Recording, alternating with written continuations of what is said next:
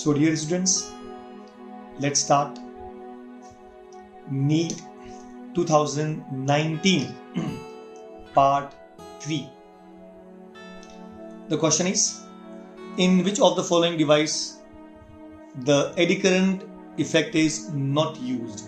मतलब किस में eddy current का use नहीं होता है? What do you mean by eddy current, also named as Foucault current? When a metal plate is pulled or pushed in magnetic field, then current starts flowing in circulating manner is called as eddy current. When a metal plate is pulled or pushed in a magnetic field, then current starts flowing in circulating manner. It is called as eddy current, जो गोल गोल घूमता है. Remember, this eddy current is used to increase temperature. इसीलिए ये electric furnace में भी use होता है. It is used to stop the train. So it is also used in electric brakes. Are you getting me? At the same time, it is used in electromagnet. तो इसके ये 3-4 important applications हैं. तो कहाँ पे use होता है? Induction furnace में यूज हुआ, मैग्नेटिक ब्रेकिंग इन ट्रेन में यूज हुआ, इलेक्ट्रो मैग्नेटिक भी होता है, इलेक्ट्रिक हीटर में नहीं होता है. इलेक्ट्रिक हीटर में क्या होता है? Simply we use the nichrome wire. This nichrome wire is to be connected to the switch and since इसका रेजिस्टेंस बहुत ज़्यादा होता है, so as soon as you switch it on उसमें large amount of current, because उसका resistance बहुत high रहता है and therefore large amount of heat is produced and on the spot it becomes red hot. So simply ये जो electric heater है, it is based on the principle of heating effect of electric current. I hope you got it. 69. 6 similar bulbs are connected as shown in the figure with a DC source of EMF E and 0 internal resistance. The ratio of power consumption by the bulbs when all the glowing, second in the situation when 2 from section A and 1 from section B are glowing will be. आपको find करना है ratio of power consumption. मतलब पहले case में क्या होगा? when all are glowing, तो आपको जब पूरे सब ग्लो करें when all are glowing तो उस समय क्या कितना पावर कंज्यूम करेगा, और जब केवल पहले में से 2 और दूसरे में से 1 ग्लो करेगा तो कितना कंज्यूम होगा. तो ये आपका रेशियो ऑफ पावर फाइंड करना है. एक बार फिर वापस देखिए, there 6 similar bulbs are connected. Look at the condition. ये आपके पास में 6 बल्ब्स है. So you can see that 1 2 3 4 5 6 ये 6 बल्ब है और ये आपका सोर्स ऑफ लाइट है. Is that clear? करंट मतलब इसमें से करंट फ्लो करेगा. अभी कंडीशन क्या दिया? पहले 6 आपस में कनेक्ट करेंगे तो आपको इसका पावर फाइंड करना है. उसके बाद में सेकंड केस में से पहले में से 2 और दूसरे में से 1 फाइंड करना है.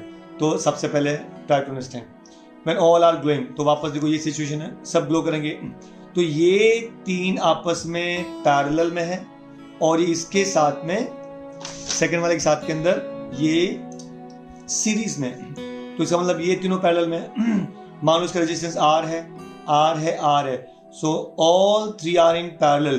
So 1 by R plus 1 by R plus 1 by R will be 3 by R का reciprocal R by 3. तो इसका वैल्यू हो गया R by 3. Are you getting me? अगर resistances are connected in parallel, then resultant is 1 by RP is equal to 1 upon R1 plus 1 upon R2 plus 1 upon R3. तो याद दीजिए ये तीनों सेम है. तो 1 by R plus 1 by R plus 1 by R कितना हो गया? 3 बाई आर. तो 1 by R P is equal to 3 by R. तो रेसिप्रोकल ले लो, R P will be R by 3. तो पहले वाले का हो गया आपका आर बाई 3, दूसरे वाले का भी आर बाई 3. दोनों आपस में सीरीज में एंड जब सीरीज में रहेगा तो r by 3 plus r by 3 2 r by 3. तो पहले वाले में इतना आपको रेजिस्टेंस मिला. अच्छा ई एम एफ कितना है? ई मतलब formula for power V square upon R. याद है आपको पावर का formula? V square upon R, I square into R. Is that clear? So it is V square upon R.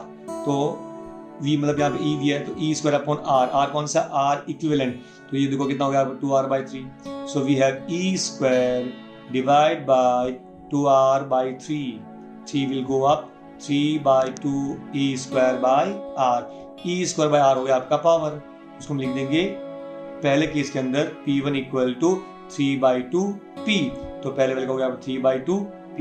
I hope you got it. अब चलते हैं second form में।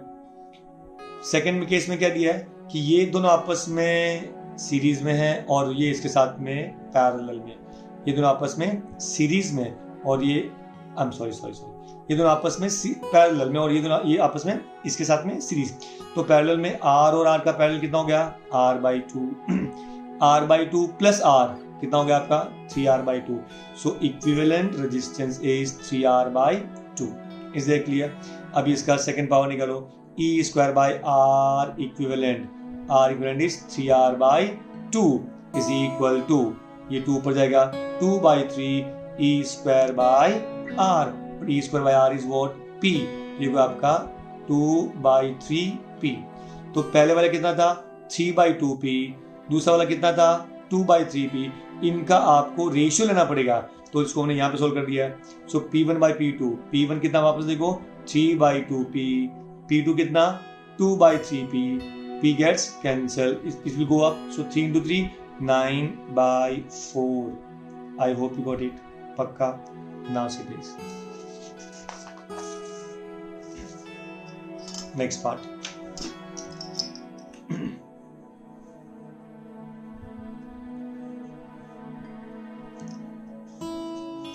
see this, अभी look at 70।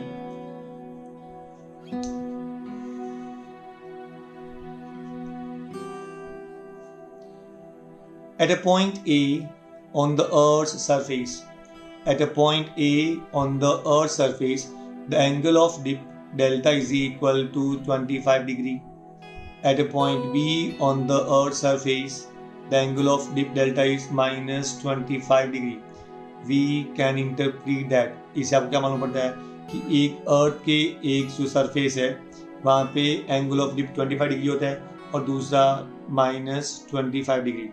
एक बात आपको याद रखना कि earth is connect divided into 2 hemispheres, northern hemisphere and southern hemisphere. जो नॉर्दर्न हेमिस्फीयर रहेगा उसमें एंगल ऑफ डिप हमेशा पॉजिटिव रहेगा और जो सदर्न हेमिस्फीयर उसमें एंगल ऑफ डिप हमेशा नेगेटिव रहेगा, ये बात याद रखना। Is that clear? एक चीज आपको क्लियर हुआ, नॉर्दर्न हेमिस्फीयर में angle of dip will be positive, southern hemisphere में angle of dip will be negative. I hope you got it. So simply अब देखो क्या दिया, A and B are located in the north, क्योंकि एक minus मतलब एक साउथ में रहेगा, A is located in south, लेकिन ये तो पॉजिटिव है तो वो नॉर्थ में होना चाहिए, तो इसलिए भी रॉन्ग है। Third, A is located in the north and B is located in the south hemisphere, ये आंसर करेक्ट है। I hope you got it, good explanation. Angle of dip is positive in northern hemisphere, angle of dip is negative in southern hemisphere. I hope it clear. कोई doubt आपको? Now see please,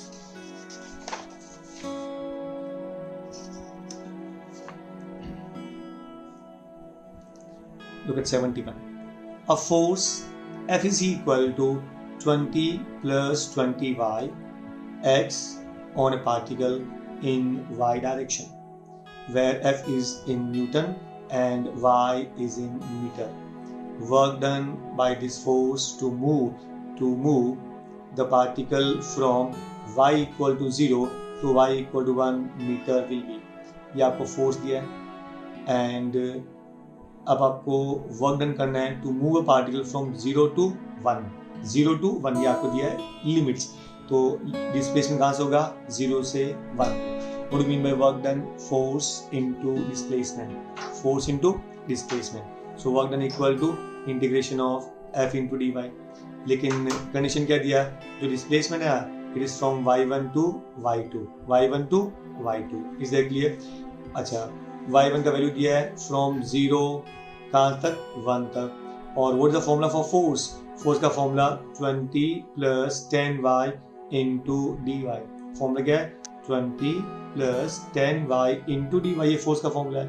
अच्छा, अभी integration का rule number 1, सबसे पहले आप bracket को open करना पड़ेगा। So integration of 20 dy from 0 to 1. दूसरा integration of 10y dy from 0 to 1. Is that clear? Rule number 2. Those are constants to be taken out. Constant को बाहर निकालो तो 20 बाहर आ जाएगा. 20 बाहर आए तो it is integration of dy will be y. I repeat, integration of dy will be y. लेकिन लिमिट क्या दिया? 0 से 1 प्लस 10 बाहर ले लिया. Integration of y dy. अब देखो ये कौन सा फॉर्मूला है? Integration of y raise to n dy का याद करो. अगर y रेज टू n रहेगा ना तो इंटीग्रेशन क्या होता है? n plus 1 upon n plus 1, n plus 1 upon n plus 1. तो ये y के ऊपर पावर कितना है? 1. तो y raise to 1 plus 1 upon 1 plus 1. तो y रेज टू 1 प्लस 1 2. तो y raise to 2 upon 2. I hope you got it from 0 to 1. Okay. अभी ये इसका मतलब क्या हुआ कि this y first should be replaced by upper limit फिर minus lower limit. तो we have 20, upper limit is 1, so it is equal to 1 minus 0. I hope you got it. First y को लिखने upper limit, तो y should replace by upper limit is 1, 1 minus 0 plus 10 into ये 2 बाहर ले लो, y should replace by 1, तो 1 square minus 0, तो 1 minus 0, 1, 1 into 20, 20 plus 1 square minus 0, 1, 1, 2 1 2 5 are, तो 5 plus 20 कितना? 25 Joule. I hope you got it. पक्का. See you next.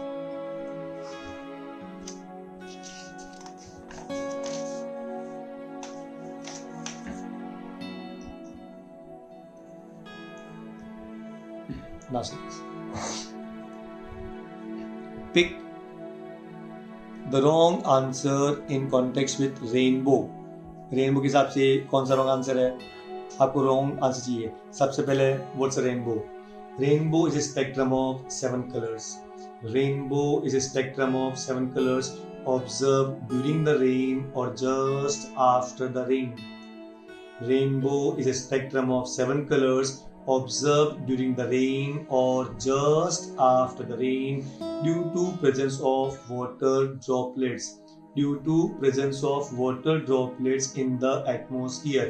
Atmosphere में water droplets होगा तो आपको rainbow दिखता है. Point number 2. Rainbow is observed when sun has to be on back side of the observer. Sun has to be on the back side of the observer such that the sun, the observer's eye and the center of rainbow should lie along straight line. Should lie along straight line. अच्छा, जब sun rays जब enter करता है water droplet के अंदर, it undergo refraction. Number 1. It undergo dispersion. Number 2. And inside it undergo total internal reflection. Hence we can say rainbow is based on the phenomenon of refraction, dispersion and total internal reflection. I hope you got it. So please try to understand. अब आपको ये देखना है कि इसमें wrong क्या है. पहला, when the light rays undergo two total internal reflection in a drop, a secondary rainbow is formed. अच्छा, एक important बात हम लोग भूल गए. ये प्राइमरी रेनबो के अंदर एक टोटल इंटरनल रिफ्लेक्शन होता है और सेकेंडरी में 2 टोटल इंटरनल रिफ्लेक्शन होता है. तो अगर वी कैन से प्राइमरी के अंदर if the order of the colour is from violet to red, तो सेकेंडरी में इट विल बी इनवर्स, मतलब उसका रिवर्स हो जाएगा, red to violet. I hope you got it. तो पहला स्टेटमेंट करेक्ट है कि सेकेंडरी के अंदर 2 टोटल इंटरनल रिफ्लेक्शन होता है. दूसरा, order of colour is reverse in second rainbow, अभी हमने डिस्कस किया था, रिवर्स होता है, ये भी करेक्ट है. Third, an observer can see a rainbow when sun is in front, ये रॉन्ग हो गया था. सन का होना चाहिए बैक साइड में. सन का होना चाहिए बैक साइड में. आई hope you got it. Now fourth, rainbow is a combined effect of dispersion, refraction and reflection, अभी हमने आपको डिस्कस किया था. So your answer is third. I hope you got it. Next, a cylindrical conductor of radius r is carrying a constant current. The plot of the magnitude of the magnetic field B with the distance d from the center of conductor is correctly represented by the figure. एक cylindrical conductor है, उसमें से current flow करेगा. तो magnetic field is produced from centre से, exact centre पे zero होता है, लेकिन जब वो क्या होगा, जब वो यहाँ से जाएगा कहाँ तक, सरफेस पे, तो मैग्नेटिक फील्ड बढ़ेगा, और उसके बाद जब आगे जाएंगे तो magnetic field keep on decreasing. तो उन्होंने बोला कि करेक्टली कौन रिप्रेजेंट करेगा, ये आपका क्वेश्चन है। So remember that which of the graph will represent correctly. आपसे मैंने क्या बोला था कि स्टार्टिंग में सेंटर पे जीरो, तो ये सेंटर है तो ये जीरो नहीं है, सेंटर पे यहाँ पे जीरो है, लेकिन ये यहाँ से सरफेस तक भी जीरो है। ये क्या बोलता है कि सेंटर पे जीरो है और उसके सरफेस तक वो बढ़ रहा है, और सरफेस पे मैक्सिमम, उसके बाद में एक्सपोनेंशियल कम हो जाएगा, because induction is inversely proportional to r square. So can you see that magnetic induction increases from centre to rim on the surface it maximum till surface, ये देखो फॉर्मूला B is inversely proportional to r square, तो इसके बाद में इसमें exponential कम होगा। Is that clear? So answer is C. I hope you got it. Next 74. Two particles A and B are moving in uniform circular motion in concentric circles of radius RA and RB with speed VA and VB with same period. दोनों का period same है. Then find angular velocity of A with respect to angular velocity of B. I repeat, दोनों का time period same है और आप omega निकालना है. What is the formula for omega? Omega equal to 2 pi by capital T. Omega equal to 2 pi by capital T. What's capital T? It's a time period. And remember, time period दोनों का same है, so it's very very simple. Since time period T equal to TB, so what's the time period? 2 pi by omega A equal to 2 pi by omega B. So 2 pi cancel. So omega A upon omega B will be 1:1, but it remains same.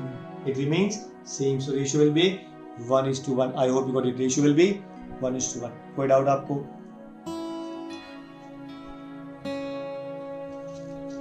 Next.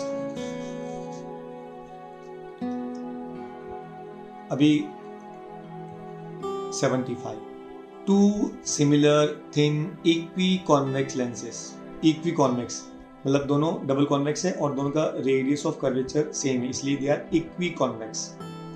और focal length f, दोनों का focal length same है and that's equal to f।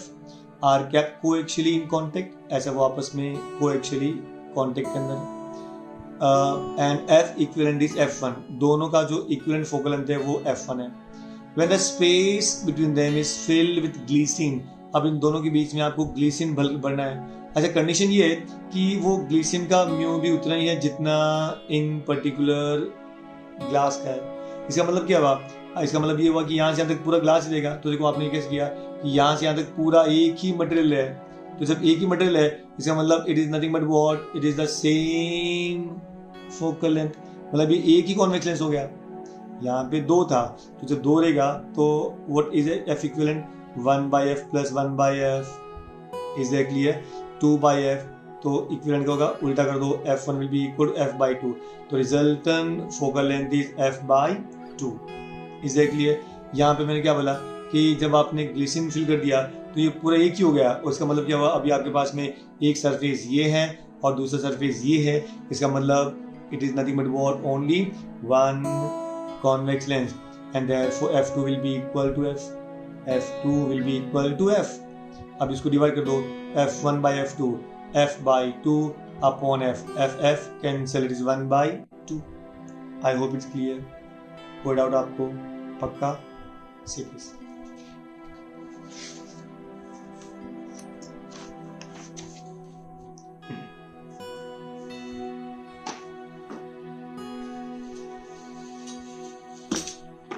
Next अब देखो, in total internal reflection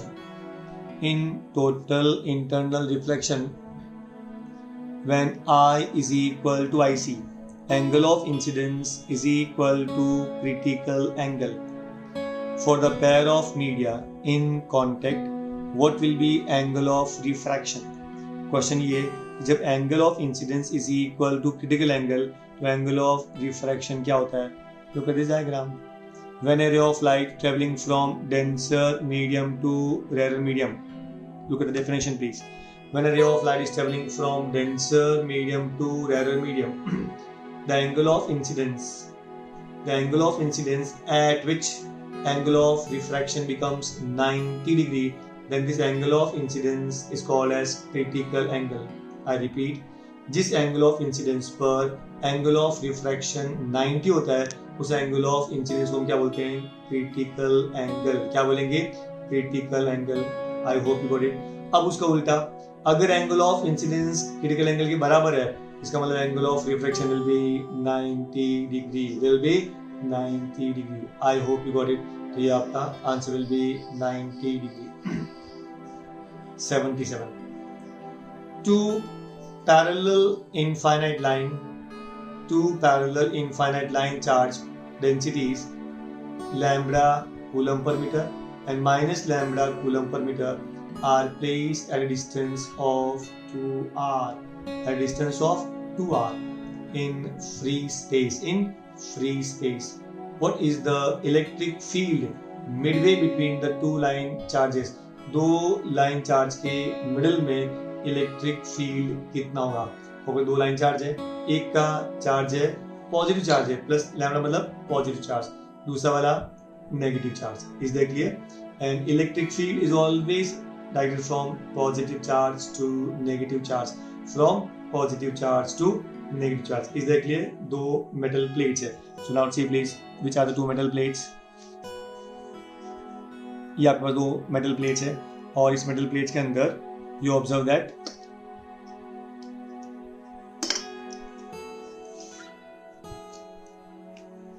ये metal plates है 1 and 2. इसका charge density plus lambda, इसका charge density minus lambda. I hope got it.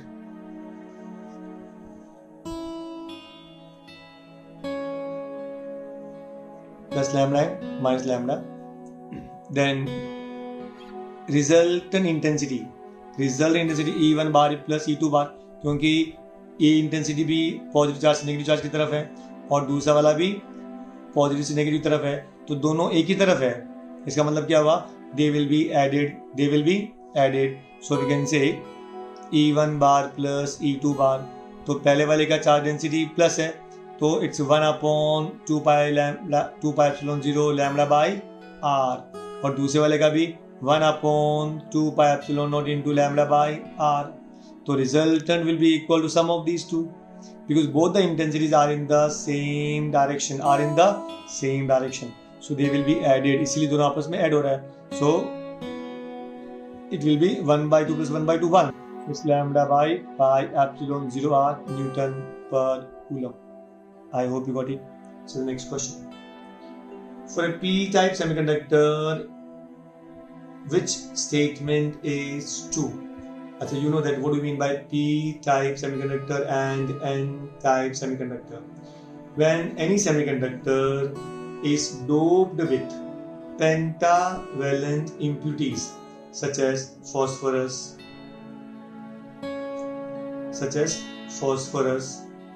antimony, bismuth, etc. तो इनके पास क्या होता है कि they contain 5 electrons in the outermost shell. 4 electrons of phosphorus will combine with the 4 electrons of silicon and will form the 4 covalent bonds. लेकिन 5th electron remains free. Since this electron is negatively charged, and this is called as n-type semiconductor. I hope you got it. Then what do you mean by p-type semiconductor? Such as aluminium, indium, gallium. Aluminium atomic number 13, 2, 8 and 3. So last shell contain only 3 electrons. So 3 electrons of aluminium will combine with the 3 electrons of silicon and will form the 3 covalent bonds. But at the 4th place, there will be an absence of electron called as hole is present. Since hole is positively charged and therefore it is called as p-type semiconductor. N-type semiconductor is also named as donor impurity, and p type is called as acceptor impurity. p type contain 3 electrons outermost shell, n type contain 5 electrons in the outermost shell. p type is obtained due to doping of trivalent impurities, and n type is obtained due to doping of pentavalent impurities. I hope you got it. अब इसका answer देखते हैं. p type के लिए statement कौन सा correct है? Electrons are major charges, ये रॉन्ग हुआ बिकॉज p टाइप में holes are majority charges. Second, holes are major charges मतलब majority carriers, and trivalent impurities are the dopant. Yes, इसके अंदर ट्राइवेलेंट जो इम्प्यूरिटी है वो डोपेंट है, मतलब क्या हुआ, वो अब उसको आपने ऐड किया तब मिलेगा. सो ये आपका आंसर करेक्ट है.